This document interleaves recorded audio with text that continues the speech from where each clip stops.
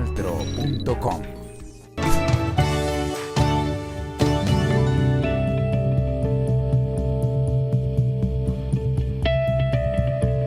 La paz, una oportunidad histórica para Colombia. Sean ustedes bienvenidos una vez más a ¿Qué puedo hacer por la paz? Ese es nuestro tema de hoy, para darles a ustedes, a cada uno de nuestros televidentes, esas pautas suficientes para que entiendan cuál es el proceso de paz, por qué necesitamos la reconciliación en nuestro país y por qué queremos que el conflicto armado termine en Colombia. Le doy la bienvenida al doctor Fabio Torres, quien es politólogo y docente. Gracias por estar con nosotros.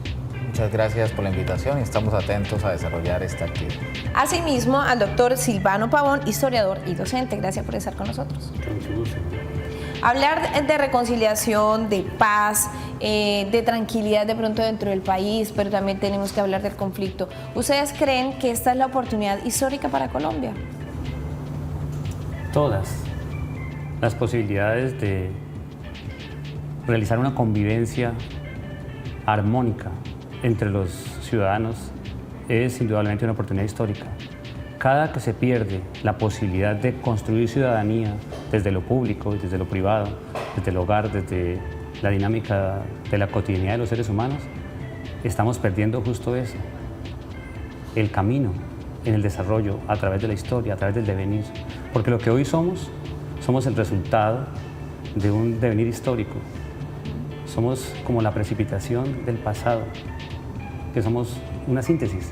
Y cada que nos caemos del tren de la vida buena en la convivencia de la nación, estamos perdiendo una oportunidad histórica. Vamos a conocer la historia de Baudilio Yáñez, otra persona que también en nuestro departamento se convirtió en víctima del conflicto armado.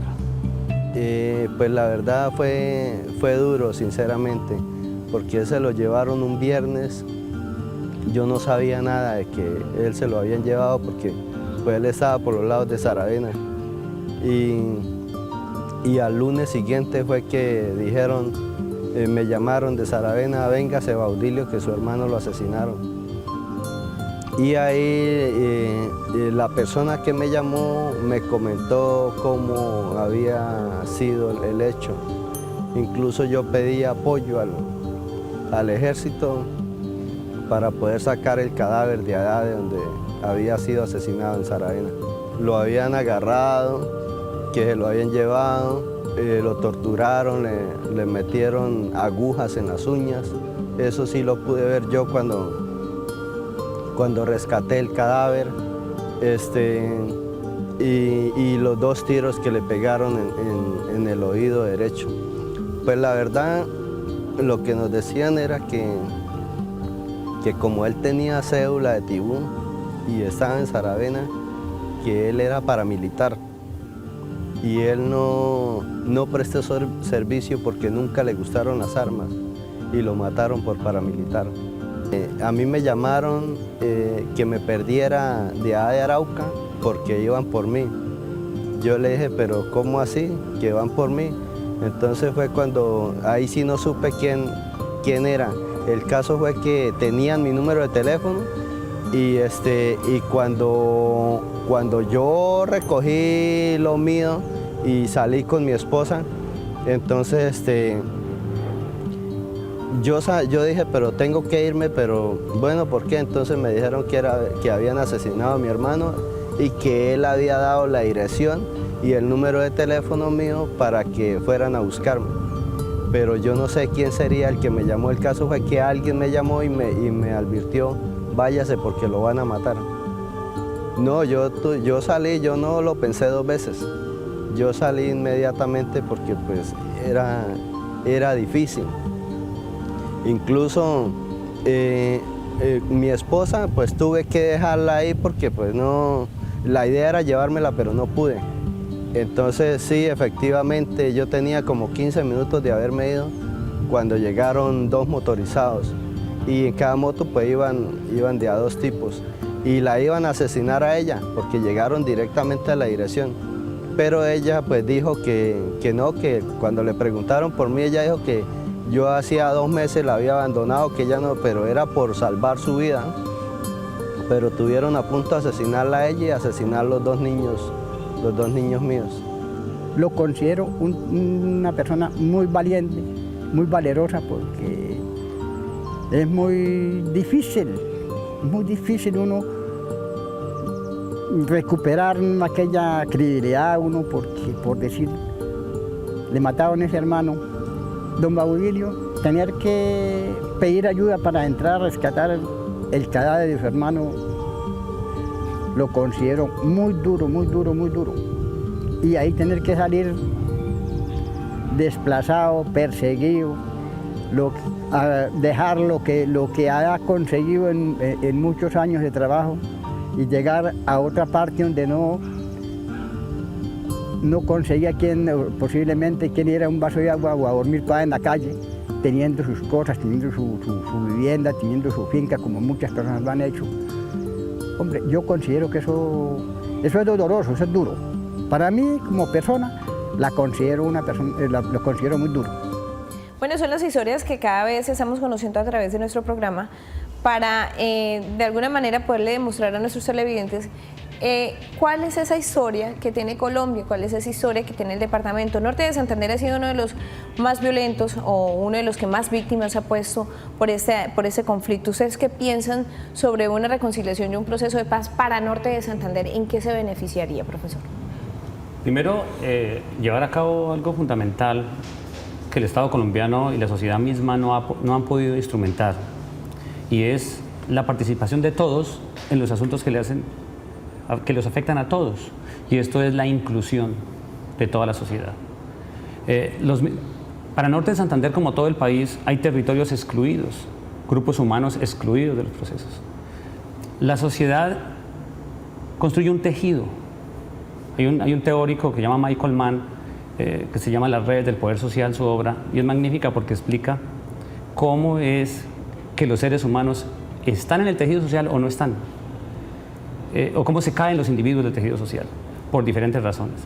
La perspectiva de violencia hace que no solo individuos se caigan del tejido social, sino que grupos enteros se caigan del tejido social, y aparecen los problemas de la marginalidad, de la ausencia del Estado y de las bajas y poquísimas posibilidades que tienen de insertarse a la vida social.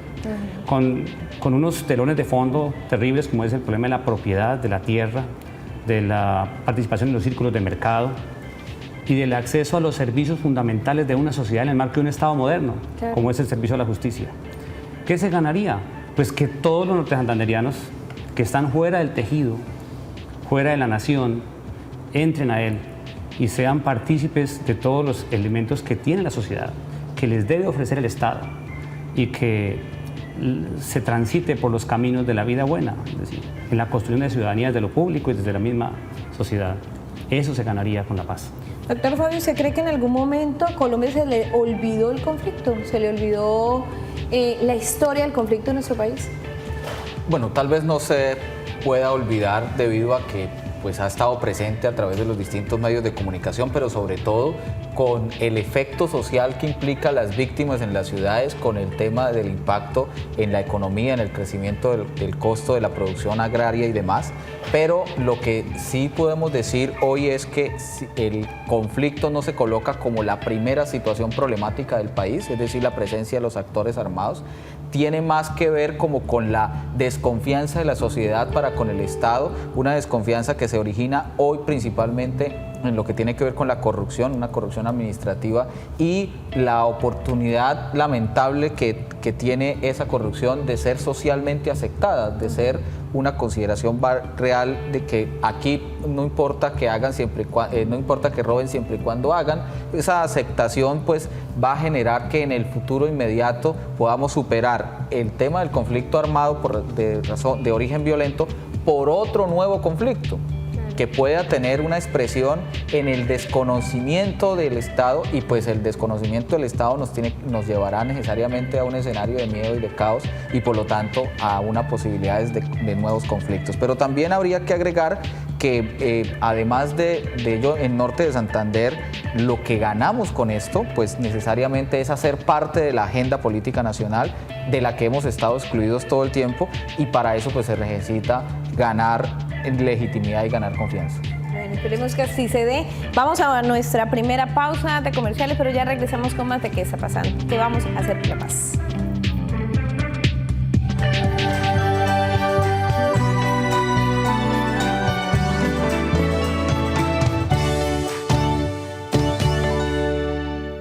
Gracias, televidente. Nosotros continuamos en ¿Qué puedo hacer por la paz? Hablábamos hace un momento sobre la historia que realmente tenemos que mantener nosotros los colombianos como claro cuando hablamos del conflicto armado en nuestro país. Yo le pregunto al profesor Silvano Pavón, ¿cómo hace un municipio en Colombia, ya sea en Norte de Santander o de pronto fijémonos en Norte de Santander, que ha sido víctima como municipio, como colectividad, como comunidad, víctimas del conflicto armado, para resarcir, para encontrar de pronto una salida al conflicto, para perdonar, para olvidar, nunca podrán, pero para sanar? ¿Cómo hace para sanar, para salir adelante? El problema de la violencia y la historia de nuestro país, plagada de eventos y de sucesos de violencia, tiene dos connotaciones para el tema de la memoria. Una, que es la historia del país. 40 guerras civiles en el siglo XIX y el siglo XX todo en una sola. Genera un impacto en la conciencia colectiva. Es decir, hace parte de las condiciones de existencia de los individuos. Entonces, una comunidad que haya sufrido un impacto, por ejemplo, en las masacres de estos últimos tiempos, en las distintas comunidades que fueron casi exterminadas, por ejemplo, el caso de Bojayá con el tema de la bomba en el templo y todo eso, tiene que hacer la memoria de su evento para recuperar su existencia, para explicarse qué pasó y para encontrar el camino de la autosanación colectiva. Así como se sana individualmente, como se tiene que perdonar y perdonar el otro, tiene que también aparecer un reconocimiento del evento, una explicación comprensiva de la racionalidad del evento para poder encontrar los términos de autoperdonarse y perdonar el otro. ¿Usted cree que en el proceso que se adelanta en ese momento en Colombia se ha pensado en eso? Puede que se haya pensado, pero que estamos lejos de instrumentar esos caminos. Norte de Santander tiene un caso muy especial en la historia de este departamento para el tema de la violencia liberal conservadora, la violencia político-partidista de mediados de siglo. Y es el caso del Carmen. El municipio del Carmen, la comunidad del Carmen, era un enclave liberal en un contexto conservador. ¿Sí? Hubo una agresión sistemática ordenada por los caudillos conservadores contra ese municipio, contra esa comunidad. Hacen unas masacres, unas matanzas. La gente se impacta tanto por lo que allí sucedió que la población quedó traumada al extremo. Y empieza a funcionar una memoria de generación en generación y hoy, después de tantos años, se sigue contando de generación en generación qué pasó ahí. ¿Y con dolor? Y con dolor y no se ha sanado, es decir, porque ellos mismos no han instrumentado una perspectiva de salida. Entonces, cada niño en el Carmen va escuchando de sus padres y sus abuelos lo que los conservadores, dirigidos por el caudillo, los Pavón Núñez, por tal o cual otro, la policía chulavita, qué sé yo, hicieron contra esa comunidad. Y entonces, ¿qué genera eso? Dolor transmitido de generación en generación, ¿cierto? Ellos tienen que sanar alguna vez, tal vez a través del olvido, que no sería el mejor camino, sino tal vez construir una mejor explicación al proceso y ahora, en estos nuevos tiempos, con las nuevas violencias, que son múltiples, que son irracionales por donde se les mire, aparezca otra perspectiva de reconocimiento y de memoria para que terminen encontrando la vía de sanación. Pero eso mismo le toca a todo el país. Claro, absolutamente, una comunidad más grande todavía, todo el país. Sí. Nosotros vamos a seguir escuchando la historia de Baudillo Yáñez, ese hombre que pese a haber sido víctima del conflicto, está superando poco a poco aquello que un día la violencia le arrebató.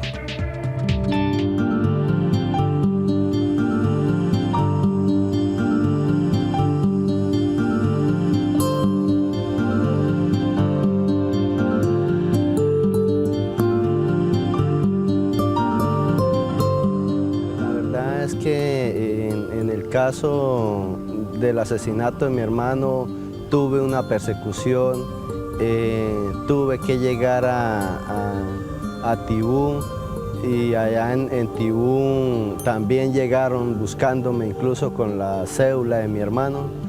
como queriendo saber dónde vivía yo, pero no era para saludarme, eran para asesinarme, porque incluso un señor que lo abordó al tipo ese que venía desde Saravena en un camión, entonces para mí fue duro en ese momento, y ahí fue donde dije, bueno, o me sucede algo a mí, o yo tengo que salir a contar a la luz pública y a decirle al gobierno, aquí estoy yo, soy una víctima, pero no me voy a quedar callado, porque si uno se queda callado es donde viene la impunidad también.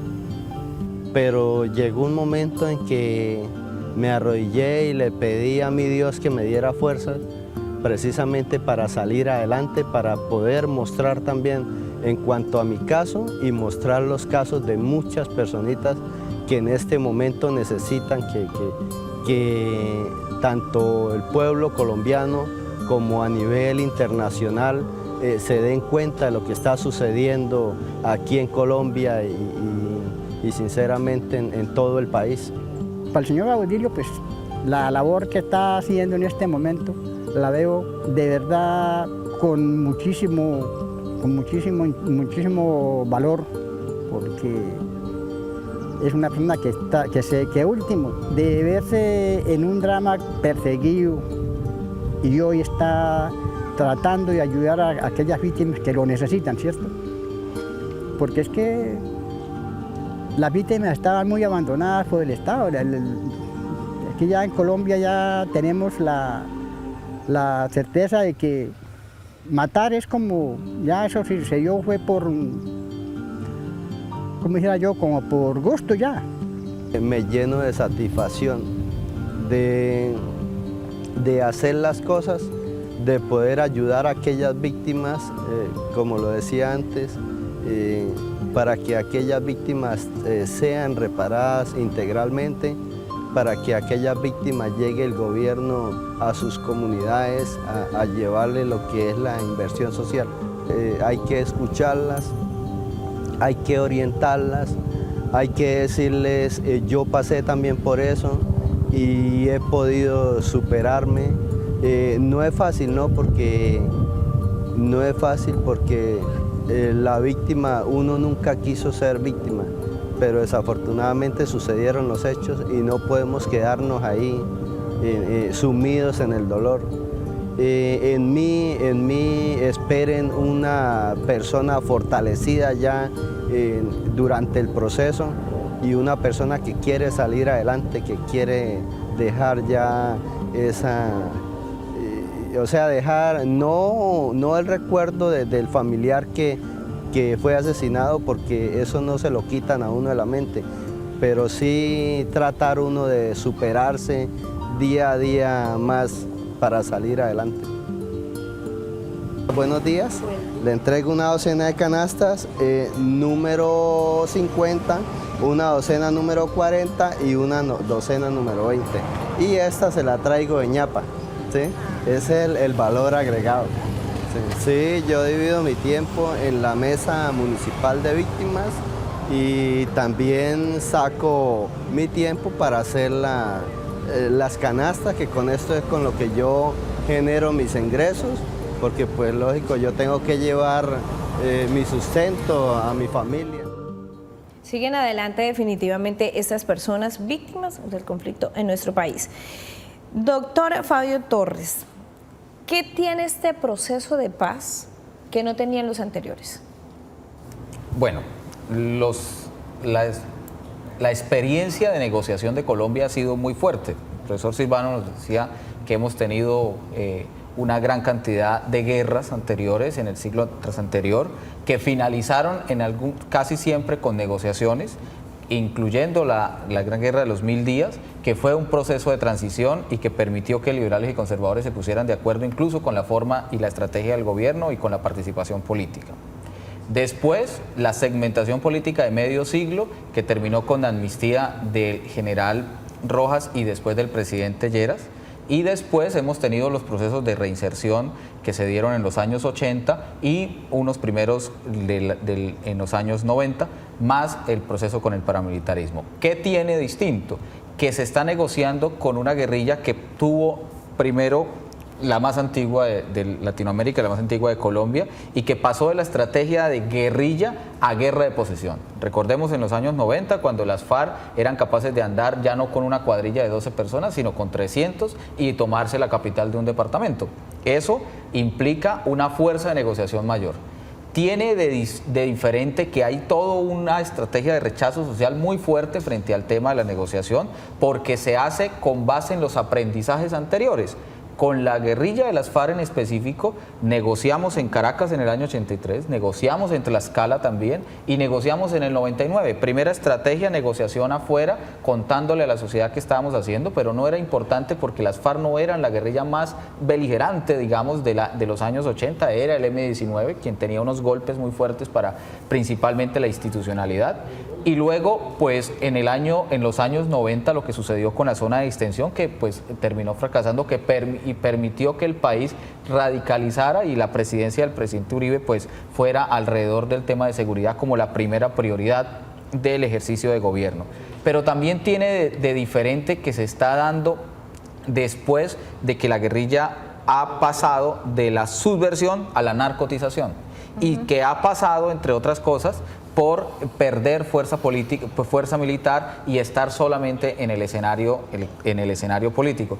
Pero además con un ejercicio muy importante, y es que esta vez las víctimas han tenido mayor voz y han intentado ser como unos actores fundamentales que deben estar en la agenda de la negociación, como efectivamente lo están. Pues nosotros nos vamos a una pausa más, pero ya regresamos con más de este programa. Estamos hablando de paz, de reconciliación y el por qué es importante en que Colombia entienda que esta es una gran oportunidad para hacer la paz.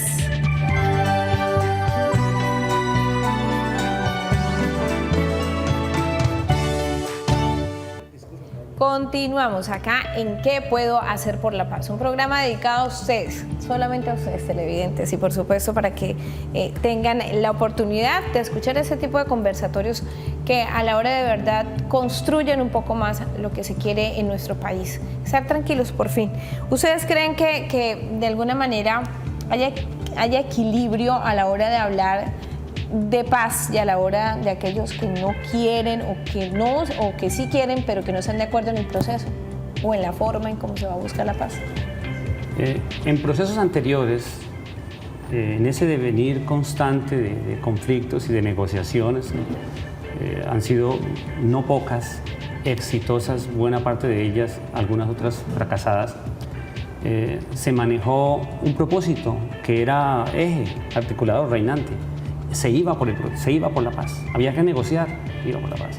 Hoy no, hoy el país está terriblemente polarizado y parece que el proyecto, obvio, en cabeza y bajo responsabilidad del gobierno, el proyecto no fue pedagogizado adecuadamente.